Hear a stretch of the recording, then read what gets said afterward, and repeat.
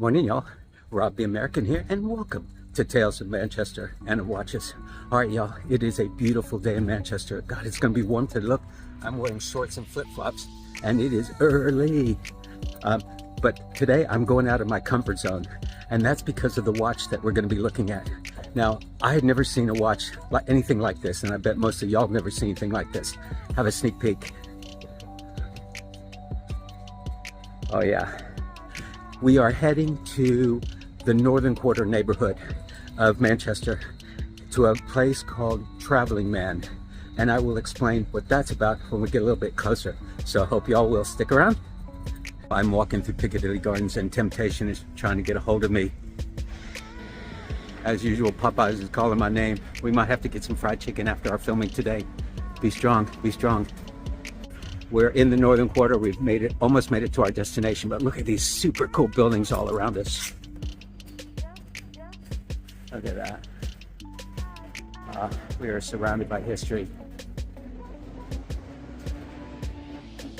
And here we are at our destination, Traveling Man.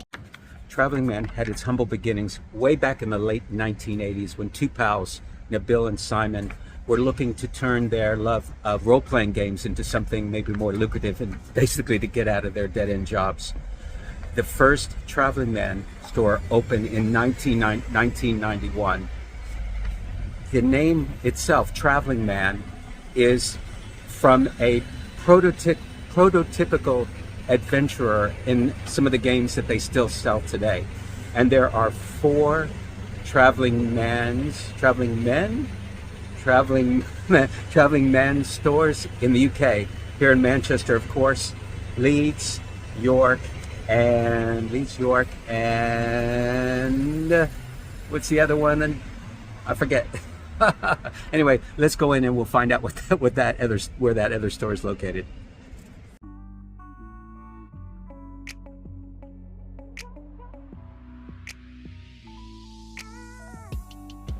Wow. And we are surrounded by board games and role-playing games and Warhammer and manga and comic books and graphic novels. So let's talk about manga. Manga are comics or graphic novels that originated from Japan. Most manga conform to a style developed in Japan in the late 19th century, and the form has a long history in earlier Japanese art. The Japanese manga worldwide market is worth billions. And in fact, in the late 2010s, manga began outselling American comics by a wide margin. And there are many genres of manga, including action, adventure, comedy, detective, drama, historical, horror, mystery, romance, science fiction, and fantasy. As I said, y'all, this is a learning process for me too, as you know, when I was a kid, I would read comic books, but I hate to tell you how long ago that was and what the comic books were nothing like what you're saying. But that's not our focus today. Our focus is this. So let's sit down and have a chat. All right, y'all, have a look at this. Wow. This is the Casio G-Shock GA-2100. Step into your favorite manga with this special edition Casio. It takes inspiration from Japanese graphic novels with its use of print, dots, and lines. Look at that, y'all. It mimics 2D even though it's 3D. Wow. This playful design is full of manga-like details. For example, have a look at the 9 o'clock. It's a day of the week function, and on your standard G-Shock, it's an arrow that points to the day of the week. But on this one, have a look. It's a speech balloon. Wow, that's cool. And then the hour markers, even though they're placed on, they try and make it look like they are hand-drawn as the lines kind of go over.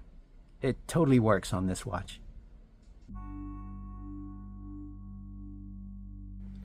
All right, y'all, let's talk specs. It's a 45.4 millimeter case with 11 8.8 millimeter thickness and a 48.5 millimeter lug to lug. So it's a relatively large watch, but the lug to lug is compact, so it wears pretty well. And the fact that it's made of plastic and metal means it's light, so it doesn't wear heavy. It's got a 12 to 24 hour format digital display, so I guess 12 hour for the Americans and 24 hour for the Europeans. 200 meters water resistance. It's got five daily alarms for all you busy folks. And I know I call it plastic, but Casio calls it a bio-based resin with a 3-year battery life.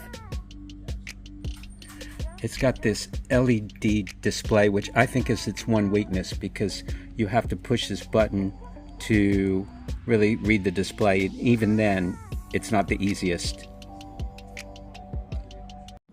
This watch celebrates Japanese pop culture. Oh, it also comes in a blue, which I have not seen, but looks just as cool. And when I first saw this watch on Instagram, it did not look real to me. In fact, I was thinking that it was kind of a prank, that somebody had physically drawn a watch, taken some scissors, cut it out, and taped the drawing onto their wrist as if it were a real watch. That's how cool this was, and how successful they were at mimicking a manga design. And here we go on the wrist. So this is a pal of mine's watch, and what happened was it was a Japan only. However, Casio opened it up worldwide for a very limited time, and he got through the window of opportunity. He said that it was only online for 3 hours, then it was discontinued, and I think he paid a reasonable £139 for this watch. All right, y'all, that's it for me today. Of course, I have a huge thank you to the good folks at Traveling Man for giving us permission to film here today. They've been super welcoming and very friendly. And so if you find yourself in Manchester or Newcastle or Leeds or York, by all means check out the Traveling Man there. Traveling Man stores there, and be sure and tell them that Rob the American sent you.